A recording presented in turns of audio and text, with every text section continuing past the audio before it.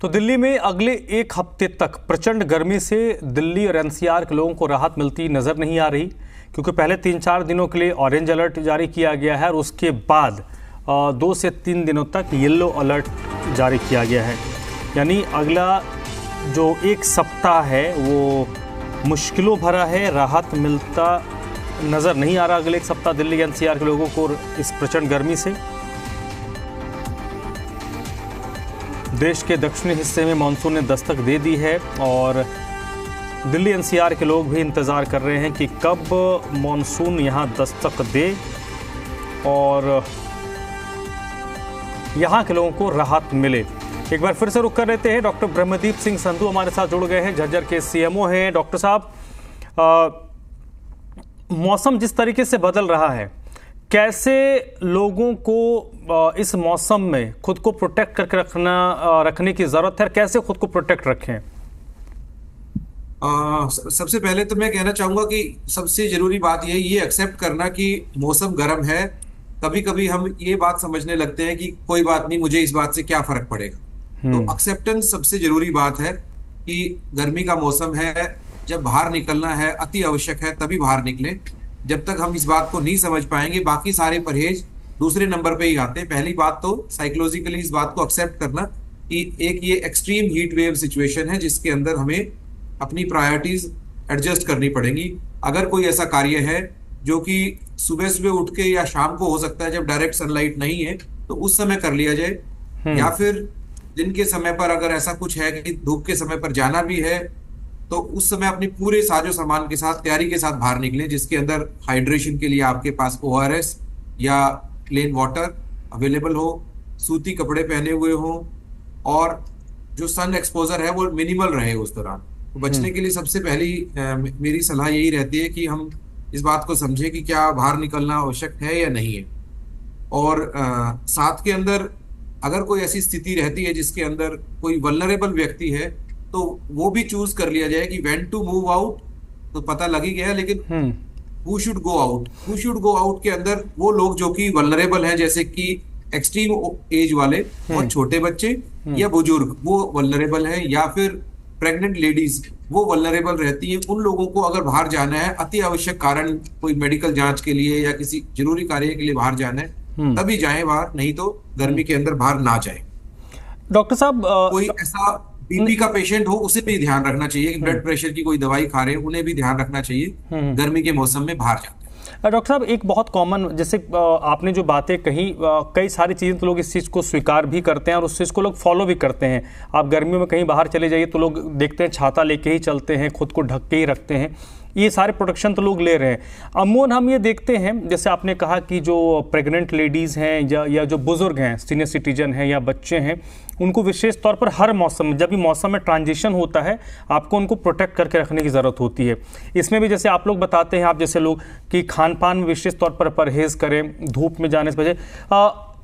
Immune का कोई संपर्क देखते हैं, इम्यून का इसमें कितना रोल है इस गर्मी में? एक तो सनलाइट में कोई अगर हीट वेव के संपर्क में कोई आएगा तो उसको परेशानी होगी, उसको दिक्कत होगी, लेकिन आपका इम्यून कितना है, कितना तंदुरुस्त है, आपका इम्यून कितना मजबूत है, क्या इससे आप जोड़ के देखते हैं? और अगर ऐसा है तो कैसे इम्यून को हम बूस्ट करें अपने? हाँ, मैं बताऊंगा। 2 पहलू है। एक इम्यूनिटी वाला जो शब्द आपने इस्तेमाल किया, इम्यूनिटी का आमतौर से कम्युनिकेबल डिजीजेस या इन्फेक्शन से संबंधित रहता है। दूसरी बात है रेजिलियंस, कि हम कितना अपने आप को स्ट्रांग बना सकते हैं, कितने रेजिलियंट है। अगर कोई व्यक्ति स्ट्रांग है वो फिर भी गर्मी को झेल सकता है, कमजोर व्यक्ति नहीं झेल पाता है। तो अपने आप को स्ट्रांग बनाने के लिए ये नहीं कि गर्मी के मौसम में ही हम शुरू कर दें।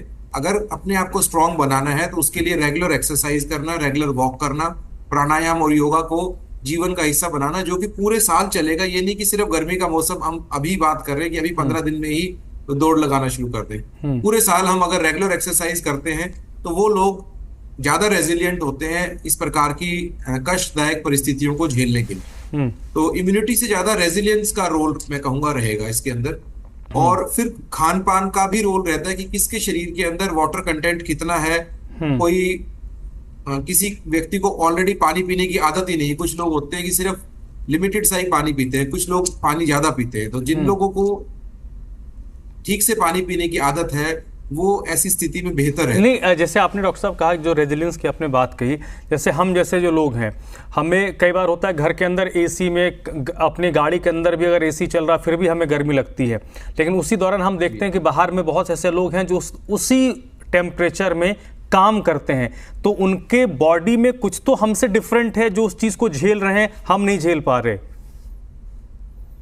हाँ, वही मैं कहूंगा कि रेजिलियंस ज्यादा है। जो लोग लगातार गर्मी में काम कर रहे हैं उनकी सहन शक्ति ज्यादा है। इसके विपरीत कोई ऐसा व्यक्ति जो सारा दिन एसी में रहता है, उसकी सहन शक्ति कम है और उसको लू लगने का या हीट स्ट्रोक होने का खतरा ज्यादा रहेगा अगर वो सडनली बाहर निकलेंगे तो। जो हमारी देसी भाषा के अंदर गर्म सर्द शब्द यूज किया जाता है, उसी प्रकार की स्थिति हो जाती है कि जो व्यक्ति पूरा दिन एक एयर कंडीशन एनवायरनमेंट में रहते हैं लेकिन सडनली बाहर निकलते हैं और 2 ही घंटे में उन्हें हीट स्ट्रोक जैसी स्थिति हो जाती है। और ऐसा व्यक्ति भी हो सकता है जो रोज काम करते हैं, उन्हें वो दिक्कत कम होती है क्योंकि उनके शरीर ने इस प्रकार से अपने आप को ढाल लिया है। डॉक्टर साहब, आप तो डॉक्टर हैं तो आप लोग साइंटिफिक बातें ज़्यादा करते हैं, लेकिन मुझे लगता है कि जो हमारे बूढ़े बुजुर्ग कहते थे और शायद हम जो हमारे माता पिता हैं उस जनरेशन के आखिरी बूढ़े बुजुर्ग हैं, जब हम लोग उस लेवल पे पहुंचेंगे तो शायद हम अपने बच्चों को वो चीज़ें नहीं बता पाएंगे क्योंकि हम लोगों ने उस चीज़ को जिया नहीं है, हमने उस चीज़ को महसूस नहीं किया, तो हम उस चीज़ को कन्वे नहीं कर पाएंगे। मुझे लगता है कि हमारे जो माता पिता हैं उसके आखिरी जनरेशन है और जो हर मौसम के हिसाब से, जो हमारी दादी हो, नानी हो, माता पिता हो, जो हमें मौसम से लड़ने की सीख देते थे कि आपको क्या खाना है, क्या पीना है, क्या नहीं खाना है, क्या नहीं पीना है, हम उन चीज़ों से हम एडुकेटेड तो किताब कॉपी की पढ़ाई में हो गए हैं, लेकिन जीवन जीने के मामले में हम अनएडुकेटेड आज के धीरे धीरे होते जा रहे हैं। आप इससे इत्तेफाक रखते हैं सर? मैं आपकी बात से एग्री करता हूं। मैं ये कहना चाहूंगा कि पहले के जमाने के अंदर रिसोर्सेज लिमिटेड थे और गर्मी ऐसा नहीं कि आज ही हुई है, गर्मी पहले भी होती थी, लेकिन उस समय पर एयर कंडीशनिंग या ये सब स्थिति नहीं थी, तो उससे बचने के लिए वो लोग अपना पहले ही डिसिप्लिन बना के रखते थे। एक समय था, उदाहरण के तौर पे बताना चाहूंगा कि जब लाइट नहीं होती थी या ये होता था कि 7 बजे के बाद अंधेरा हो जाएगा, तो गांव में ये सिस्टम था कि वो 7 बजे से पहले खाना खा लेते थे। तो इसी प्रकार से अपनी जीवन शैली को उस समय एडजस्ट किया जाता था। आज के समय में सुख सुविधाएं बेहतर है, लाइट है या एयर कंडीशनिंग उपलब्ध है या कूलर्स अवेलेबल है, तो उसकी वजह से हम उस पर डिपेंडेंट होते जा रहे हैं। मेरा मानना यह है कि अगर उस समय के लोगों के, जो आप बता रहे हैं कि वो लास्ट जनरेशन है, बिल्कुल सही कह रहे हैं कि उन लोगों की सहन शक्ति बेहतर थी, उन्होंने इस सब को जिया है, खुद मेहनत की है और लगातार वो परहेज अपनी जीवन शैली का हिस्सा बनाए हैं। या बाहर निकलना भी है तो वो व्हाइट ड्रेस पहन के जाएंगे, कॉटन के कपड़े पहन के जाएंगे। आज के समय की जनरेशन अलग है, they would prefer coloured clothes over white clothes. क्यों? क्योंकि वो फैशनेबल नहीं है। दूसरी बात यह है कि कॉटन के क्लोथ्स की बजाय और रेडीमेड क्लोथ्स हैं उनको प्रेफर करेंगे क्योंकि फैशन को देखते हुए। लेकिन मेरा मानना यह है कि हीट की जो इस बार की स्थिति है उसके अंदर हमें फैशन भी ऐसा रखना चाहिए जो कि समय सम्यक हो, टाइम के हिसाब से। बिल्कुल। इसमें डॉक्टर साहब, अब खान पान का कितना महत्वपूर्ण रोल है, थोड़ा इसको भी आप हमारे जो अगर व्यूअर को क्लियर कर दें, क्योंकि गर्मियों में जब हम बाहर निकलते हैं तो घर के लोग कहते हैं खाली पेट बाहर ना निकलो, आप कितने भी आप इम्यून आपके अंदर है। तो इसके साथ साथ जो बातें आप जैसे डॉक्टर्स भी कहते हैं, हमारे बूढ़े बुजुर्ग भी कहते हैं कि गर्मी के मौसम में तला भुना चीज़, बासी चीज़ को अवॉइड करें। जब भी बाहर निकलें कोशिश करें कि आप पानी आप भरपूर मात्रा में पिए और खाली पेट बाहर ना निकले डायरेक्ट सनलाइट में। तो कैसे आप हमारे व्यूअर को इनलाइट करेंगे? बहुत ही आपने ज्यादातर बातें तो खुद बता ही दी है जो आप कह रहे हैं, बुजुर्ग कहते हैं, तो बुजुर्गों की बातें ज्यादातर सही है। कुछ पहलू पहले और आज के मुकाबले में अगर देखें तो कार्बोनेटेड ड्रिंक्स का जो प्रचलन चला है वो आज के समय पर ज्यादा चला है। जो कार्बोनेटेड ड्रिंक्स को हम लिक्विड के तौर पे लेते तो हैं, लेकिन वो उतने फायदेमंद नहीं रहते जिसकी बजाय अगर हम सिंपल ORS, नमक चीनी का घोल या नमक वाली शिकंजी ही पी रहे हैं, वो ज्यादा फायदेमंद रहती है। तो ये थोड़ा सा हमारे खान पान में बदलाव किया जा सकता है जो कि सुलभ भी है। दूसरा, बासी चीजों का प्रयोग ना करें। क्यों? क्योंकि इस मौसम के अंदर चीजें जल्दी इन्फेक्शन पकड़ती हैं। अगर बासी चीज हम खाते हैं तो वो जल्दी इन्फेक्शन पकड़ेंगी और वो इन्फेक्शन खाने के माध्यम से हमारे पेट में जाता है और किसी भी प्रकार की फूड पॉइजनिंग या फिर गैस्ट्रोएंटराइटिस जैसी समस्याएं हो जाती हैं। और तीसरी बात ये कि खान पान में किस प्रकार के फ्रूट्स का सेवन कर सकते हैं, जैसे कि जिन फ्रूट्स के अंदर लिक्विड की क्वांटिटी ज्यादा रहती है, जैसे तरबूज है, खरबूजा है, या इस प्रकार की ग्रीन लीफी वेजिटेबल हैं, ककड़ी वगैरह जो इस समय मौसम में इजीली सुलभ रहती हैं, उनका प्रयोग करना चाहिए। और साथ में ये भी कहूंगा कि बहुत ज्यादा तली हुई चीजें या फिर जंक फूड है वो इस दौरान अवॉइड करना चाहिए, ज्यादा एक्सट्रीम हीट वेव के दौरान। एक और चीज़ डॉक्टर साहब, क्योंकि हम दिल्ली एनसीआर को फोकस कर रहे हैं, तो यहाँ पर शहरी आबादी ज़्यादा है। जो फिज़िकल वर्कआउट करते हैं या जो बच्चे खेलते कूदते हैं, मुझे लगता है उनके लिए भी कुछ एडवाइजरी हालांकि डॉक्टर्स की तरफ से और मौसम विभाग की तरफ से दिया जाता है कि क्या आप इस बात से इत्तेफाक रखते हैं कि बहुत ज़्यादा फिजिकल वर्कआउट को कम से कम डायरेक्ट जब सूर्य की रोशनी हो उस वक्त अवॉइड करना चाहिए? बड़ी सही समय पे आपने बात कही है। मैं कहूंगा एक तरफ तो हम डॉक्टर्स के तौर पे ये बात कहते हैं कि बाहर निकलें, वीडियो गेम्स कम खेलें, मोबाइल पे टाइम कम स्पेंड करें, वो हमेशा कहते रहते हैं इस बात को। लेकिन जो इस समय का टाइम चल रहा है एक्सट्रीम हीट वाला, खास तौर से दोपहर के अंदर अगर खेल कूद है तो उसे पोस्टपोन कर दें। खेलना है बहुत अच्छी बात है, हो सकता है एथलेटिक्स वाले बच्चे हों, ऐसे प्लेयर्स हों, तो उनके लिए मॉर्निंग का टाइम या इवनिंग का टाइम जब मौसम ठंडा हो जाता है वो समय अच्छा रहता है। और उस समय भी अपने साथ में वाटर बोतल साथ रखें, अपने आप को पूरा हाइड्रेटेड रखें।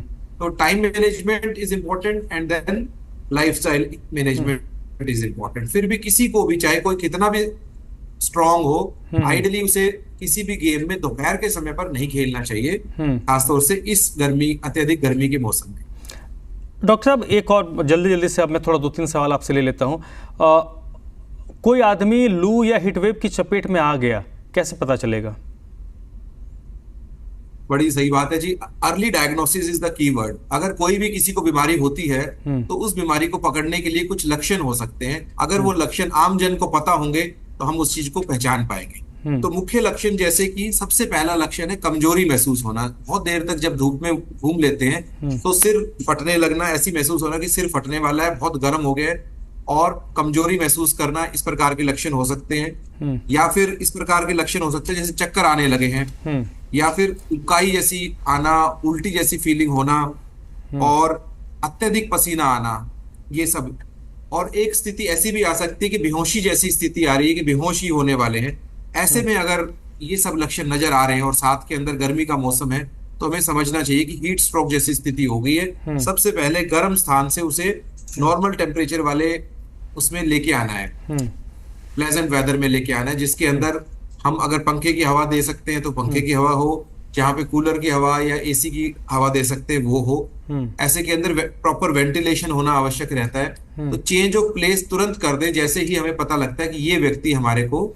ठीक है डॉक्टर साहब, 1 मिनट में बताइए, अगर हमने ये सारी चीज़ें जो आपने बताई, ये हमें लग गया, जो हमारे दर्शक देख रहे हैं कि ऐसी स्थिति किसी के साथ है, तो कब आपको लगे कि आप खुद से फर्स्ट एड में जो आपने बात कही कि उसको ठंडे जगह पे आप लेके चले जाइए, इसके अलावा क्या फर्स्ट एड में हम दे सकते हैं? और कब हमको ये तय करना होगा कि नहीं भाई अब हमसे नहीं होगा, हमको किसी डॉक्टर या अस्पताल का रुख करना है? जी जी बिल्कुल। ये जो लक्षण बताए थे, इसमें अगर हमें लगता है हीट स्ट्रोक हो रहा है तो इनिशियल